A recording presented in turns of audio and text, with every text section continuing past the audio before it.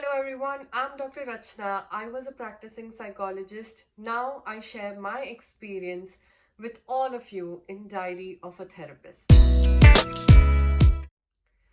Well, few days ago I posted on my social media asking if you guys have some questions for me. I'm very happy and excited for this one question that I received from a student about psychology. Before I go ahead, let me show you that question. Hello, ma'am. My question to you is what is the scope of psychology in India? As we see year by year, there are a lot of people who are going outside abroad for doing their masters, and some of them are settling over there. So, what is actually the scope of psychology, as studying in India, as well as working as a mental health professional in India? Thank you. Thank you so much, Gulnar, for asking this question. There might be so many young psychologists and psychology students who might have this question in their mind, and this will really help them. So, as you asked, what is the scope of psychology in India? Let me tell you, in past 2 decades, two things have changed in India. One, awareness about mental health, and also the number of professionals in the field of mental health. People are more and more open to reach out to a psychologist. I have also seen that lot of organizations, private organizations, public organizations are hiring psychologists for their employees.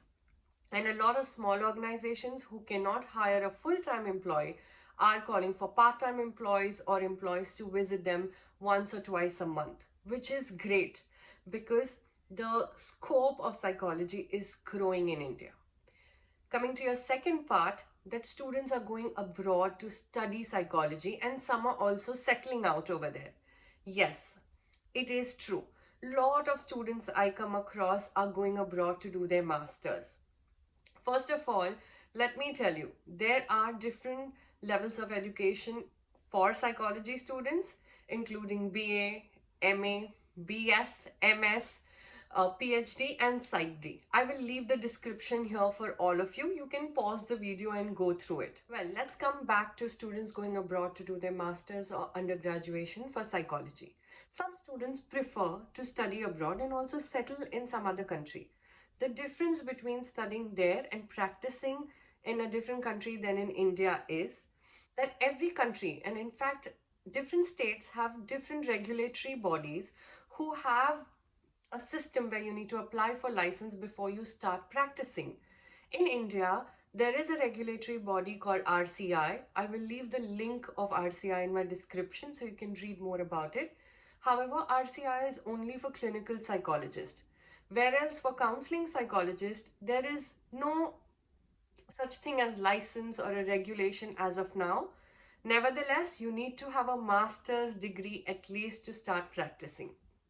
We see there is a lot of scope in India for counseling. So even if you choose to stay in India and make a career, it's a great choice. If you plan to go abroad, you just need to know that you follow the rules and regulations of every country and every state before you start working there. Some students prefer to study abroad and come back to India. That is also great.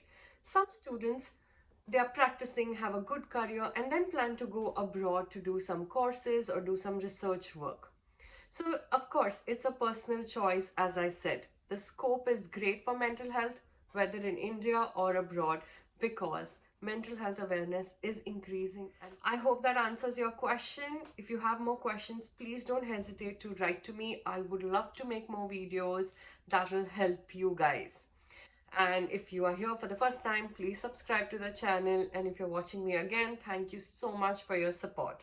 I shall see you in the next video. Till then, I wish you all the best.